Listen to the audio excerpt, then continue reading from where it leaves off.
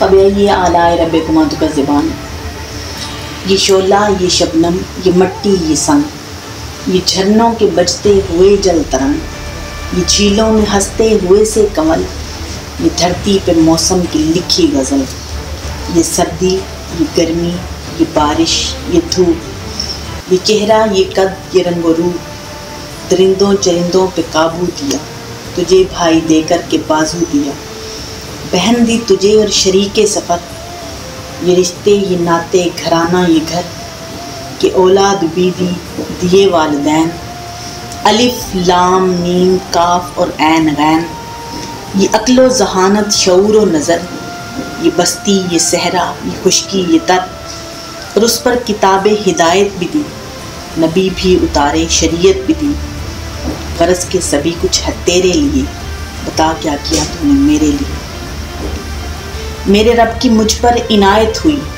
کہوں بھی تو کیسی عبادت ہوئی،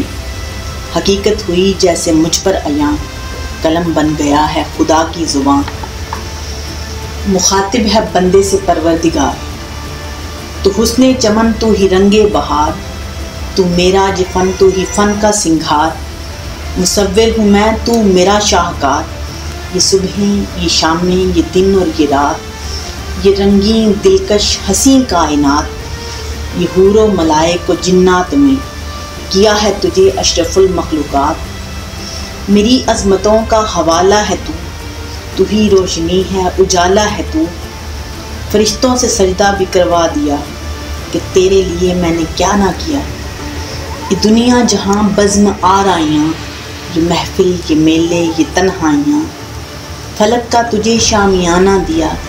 زمین پر تجھے آب و دانہ دیا، ملے آبشاروں سے بھی حوصلے،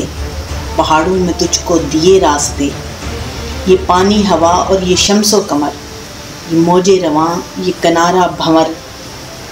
یہ شاخوں پہ غنچے چٹکتے ہوئے، فلک پہ ستارے چمکتے ہوئے، یہ سبزے، یہ پھولوں بھری کیاریاں، یہ سبزے، یہ پھولوں بھری کیاریاں، یہ پنچھی، یہ اڑتی ہوئی تتلیاں، یہ شعلہ، یہ شبنم، یہ مٹی، یہ سنگ، یہ جھرنوں کے بجتے ہوئے جل ترنگ، یہ جھیلوں میں ہنستے ہوئے سے کنول، یہ دھرتی پہ موسم کی لکھی غزل۔